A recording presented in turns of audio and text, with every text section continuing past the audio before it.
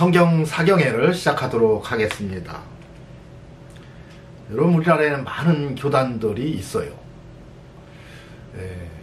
여러분, 삼위일체를 인정하고 회개를 말하는 교단에는 구원은 있습니다.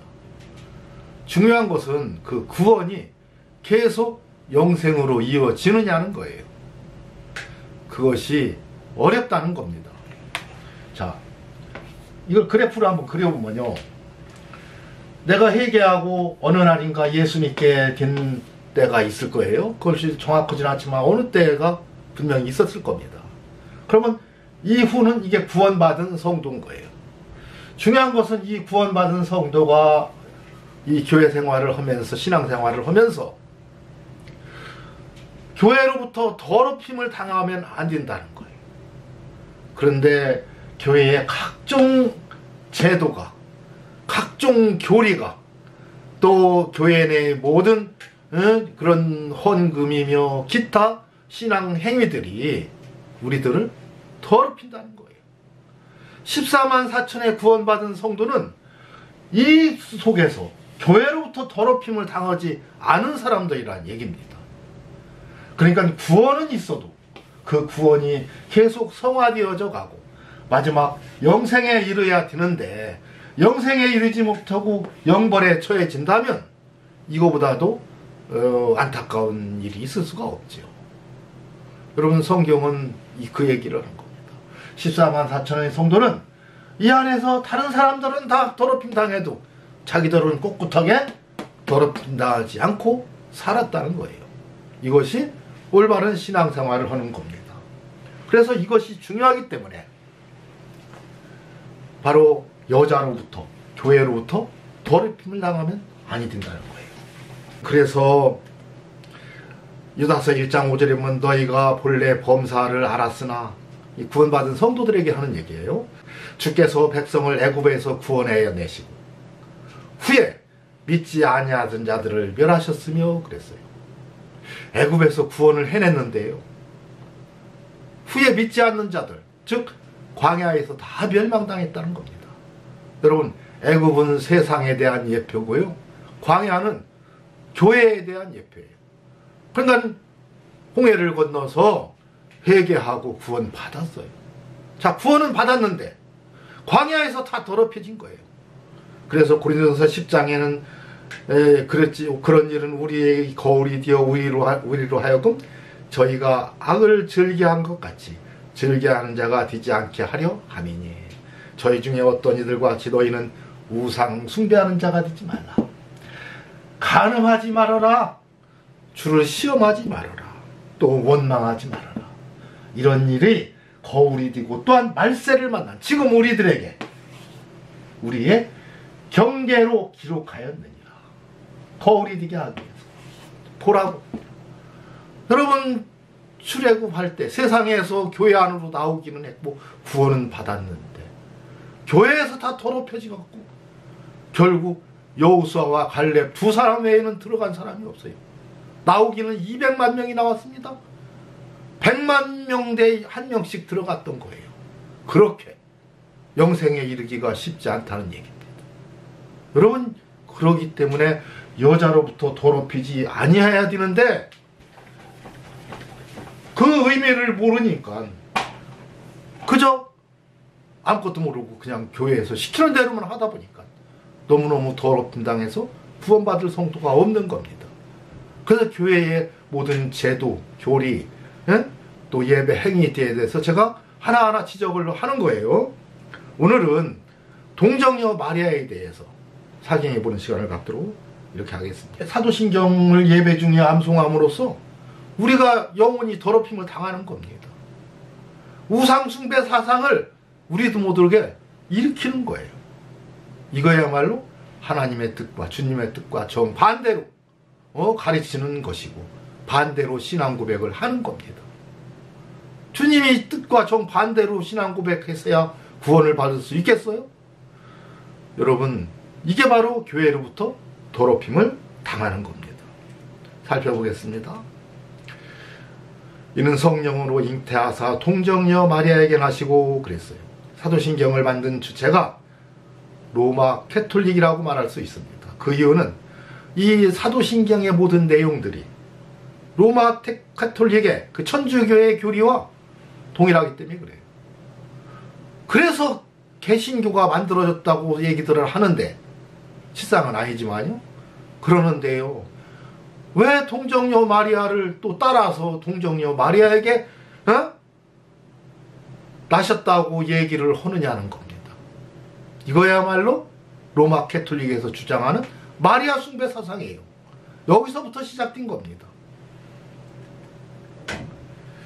여러분, 동정녀라는 말과 처녀라는 말은 사전적 의미는 같은 말이에요. 둘 다 남자를 알지 못하는, 결혼하지 않은 여자를 동정녀라고도 하고 처녀라고도 할 수 있어요.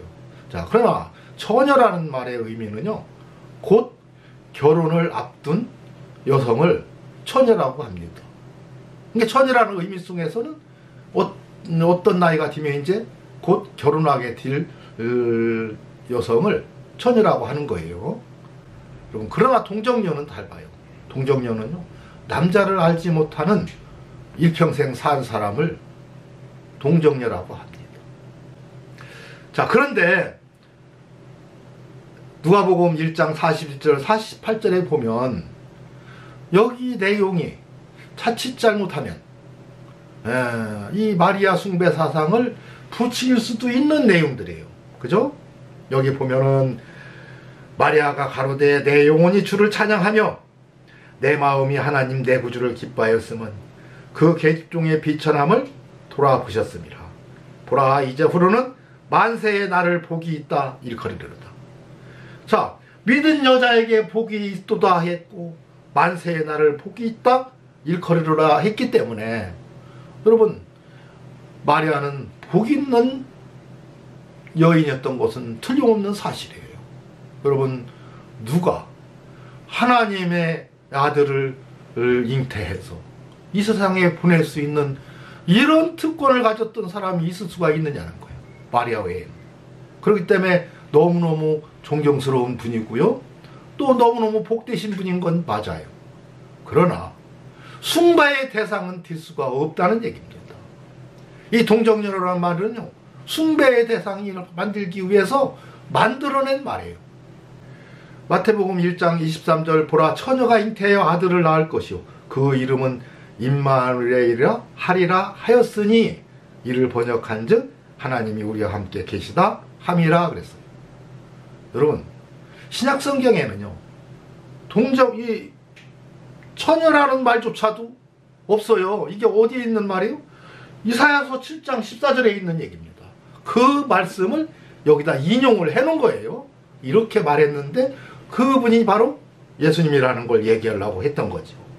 1세기 말에 이 마리아 숭배 사상이 자연스럽게 생겨나게 되었어요.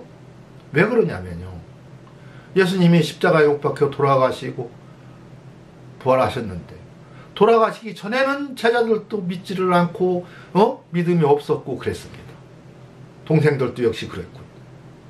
그런데 예수님이 십자가에 돌아가시고 부활하시자 그때서 바로 부활의 증인으로 그들이 나가서 담대히 외치고 목숨 바쳐가면서 부활의 증인으로 살았습니다.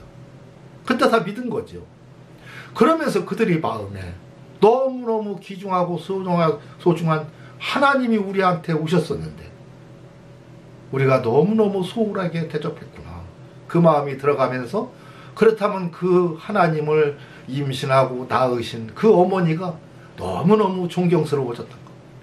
그러다 보니까 존경하는 마음, 공경하는 마음이 커지면서 숭배 사상으로 바뀌게 되었어요. 예수님이 이 가나 혼인잔치죠. 포도주가 모자란지라 예수의 어머니가 예수에게 이르되 저희에게 포도주가 없다 하니 그랬어요. 예수께서 가라사대 여자여 나와 무슨 상관이 있나이까 내 때가 아직 이르지 못하였나이다. 그 어머니가 하인들에게 이르되 너희에게 무슨 말씀을 하시든지 그대로 하라 하시니라 그랬어요. 여러분, 너희에게 무슨 말씀을 하시든지 그대로 하라 하시다는 얘기는 많은 의미를 담고 있습니다. 여러분, 지금 예수님은요 자기 어머니한테 뭐라고요? 여자요 그럽니다. 하인들이 다 들었지요? 세상에 이런 불경스러운 일이 어디가 있느냐. 자기 어머니를 가리켜서 여자라고 하니까요. 깜짝 놀란 거예요. 여러분 유대인들은 아무튼 하인이 됐든 상정이 됐든 율법대로 사는 사람들이었는데 마태복음 15장 4절에 뭐라고 했어요? 하나님이 이르셨을 때 네 부모를 공경하라 하시고 또 아비나 어미를 회방하는 자는 반드시 죽으리라 하셨거늘 그랬어요. 예수님 말씀이에요. 부모를 회방하면 반드시 죽여라. 살려두지 말라는 거예요. 여러분 근데 이 회방이 뭐예요? 나쁘게 말하고 모욕하는 건데 세상에 예수님처럼 모욕한 사람이 어디가 있어요? 이렇게 불경스럽게 말하는 경우가 자기 어머니를 여자라니 있을 수 있는 얘기? 그러니까 쑥덕거렸던 거예요. 아니 이게 무슨 말이야 이랬던 겁니다. 하이들도 그때 마리아가 여자라고 했다고 해서 섭섭해하거나 그런 것이 아니고 예수님의 뜻을 정확히 알고 있기 때문에 주께서 무슨 말씀을 하시든지 너에게 무슨 말씀을 하시든지 그대로 하라 하시니라 그랬어요. 절대 동요하지 말고 무슨 말씀을 하시든지 시키는 대로만 해라. 여자라고 했다고 니들 나서지 마라. 왜? 그럴 의도가 있었다는 거죠. 그 뜻이 뭔가 있다는 얘기를 마리아는 알지만 그래서 하인들에게는 1절 함부로 말하지 못하게 했던 겁니다. 입단속시켰던 거죠. 여러분 예수님은요 이렇게까지 해가면서 자기 어머니의 이름을 부르지를 못했어요. 왜 그랬을까요? 여러분 예수님의 동생들이 예수님을 믿지 않았어요. 형제들이라도 예수 믿지 않았다. 그러니까 예수님이 맏아들이죠. 그리고 그 밑에 아들들이 쭉 있어요. 마가복음 6장 3절 이 사람이 마리아의 아들 목수가 아니냐. 예수님이요 야고보와 요셉과 유다와 시몬의 형제가 아니냐. 그 누이들이 여동생도 또 낳네요. 우리와 함께 있지 아니하냐 하고 예수를 배척한지라 그랬어요. 그게 예수님 외에도요 아들이 넷이 딸들이 또 쭉 있었어요. 여러분 그런데 이들이 예수님이 살아생전은 예수님을 믿지 않았는데 그들이 예수님이 십자가에 못 박혀 돌아가시고 부활하시고 부활의 모습을 본 다음부터는 주님의 철저한 제자가 됩니다. 야고보서 1장 1절 하나님과 주 예수 그리스도의 종 야고보는 예수님 동생 야고보예요. 흩어져 있는 12지파에게 문안하노라 하고 야고보서를 기록했죠. 유다서 1장 1절 예수 그리스도의 종요 야고보의 형제인 유다는 그래요. 여러분이 그래서 예수님의 동생들이 주님의 다 제자가 됩니다. 여러분 그런데 예수님이 이제 십자가에 못 박혀 돌아가시면서 자기 어머니를 요한에게 부탁을 합니다. 예수께서 그 모친과 사랑하시는 제자가 곁에 섰는 것을 보시고 그 모친께 말씀하시되 여자여 보소서 아들이니라 하시고 또 그 제자에게 이르시되 보라 내 어머니라 하신대 그때부터 그 제자가 자기 집에 모시니라 그랬습니다.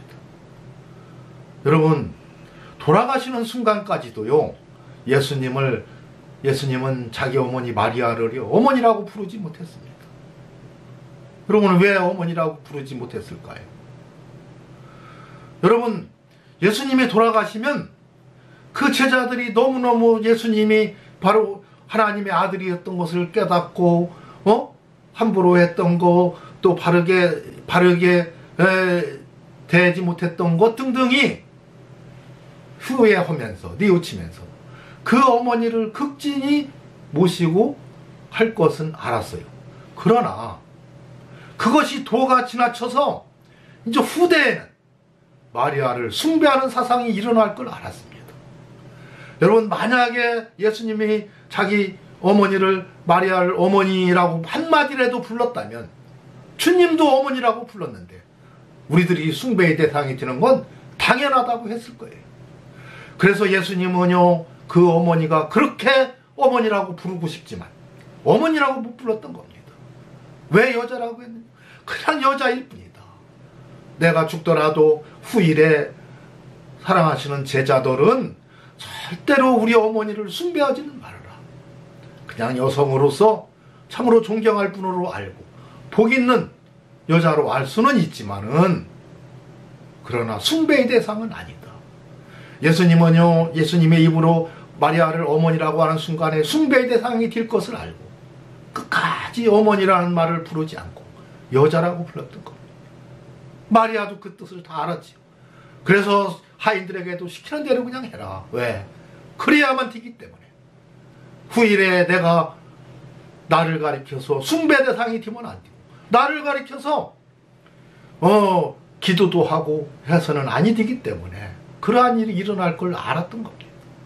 우리 주님은 그래서요, 마리아 숭배 사상이 일어나지 않게 하기 위해서 끝까지 어머니를 어머니라고 부르지 못하고 그 끓어오르는 정을 참아가면서 여자애라고 불렀던 겁니다. 효심이 없고 망령 때에 그렇게 불렀던 것이 아니에요. 여러분, 바로 그것이 그 억누르는 그 끓어오르는 정을 누르면서 우리 주님은 십자가에 못 박혀 돌아가신 거예요. 그래서 예수님은요, 십자가에서 육신만 죽은 게 아닙니다. 마음도 죽은 거예요. 그 정도 죽은 겁니다. 그래서 갈라디아서 5장 24절 그리스도의 예수의 사람들은 육체와 함께 정과 욕심을 십자가에 못 박았다. 정도 못 박았다. 예수님이 지금 정을 못 박은 겁니다. 어머니를 어머니라고 부르지도 못하고 나를 키워주신 우리 어머니를 어머니라고 부르지 못했던 거예요. 왜요? 우리들이 후일에 우리들이 혹시 잘못 알고 우상 숭배를 하고 어머니 숭배, 마리아 숭배 사상을 일으켜서 마리아를 숭배할까봐 그러지 말라고. 너희들은 그저 여성일 뿐이다. 너무도 훌륭하신 분이고 존경의 대상이고 복된 분이라고 말할 수는 있지만 숭배의 대상은 아니다. 그렇기 때문에 그냥 여성으로만 대하라. 이런 의미로 끝까지 여자라고만 불렀던 겁니다. 여러분 생각해 보세요. 예수님은 이제 십자가 육박해 돌아가시면 자기가 돌아가시면 어머니가 얼마나 애통하겠어. 그런데 이 중요한 것은요, 또 그 밑으로 아들이 넷이나 있잖아요, 동생들이. 근데 이 동생들이 다 예수님 따라서 이제 순교를 당하네. 우리 주님은 그걸 아신 거예요. 세상에 생떼 같은 자식들이 다 죽임을 당하고 늙게 우리 불쌍한 어머니는 이제 누가 모시나, 어떻게 하나. 너무나도 그 정이 붙박져 오르니까. 그러나 끝까지 살아있을 요한이 예수님은 아시니까 요한한테 자기 어머니를 부탁한 겁니다. 요한아, 내 어머니다. 이 말은요, 내 어머니로 모셔다고. 내 어머니지만 내 어머니처럼 모셔다고. 그리고 어머니한테도 아들이로 대하고 이렇게 남은 여생을 보내소서 이렇게 부탁한 겁니다. 왜 그러냐면 사실은요, 예수님의 가족이 멸문지화 당한 거죠. 예수님 때문에. 예수님만 죽었나요? 그 동생들이 이제 30, 40대 다 순교당했으니까. 나중에 마리아를 모실 아들조차도 없는 거예요. 너무너무 불쌍하니까. 그 요한에게 마지막을 부탁한 겁니다. 우리 어머니를 끝까지 모셔다. 그래서 그 시로 그 제자가 어머니를 모시니라 했던 거예요. 우리 예수님은요, 육신만 십자가에 못 박은 게 아니에요. 정도 박았습니다. 정도. 어머니에 대한 그리움을 어머니라고 부르지도 못하고. 왜요? 우리들 때문에. 우리들이 우상 숭배에 빠지고 마리아 숭배 사상에 빠질까봐 우리 주님은 끝까지 여자라고 불렀던 거예요.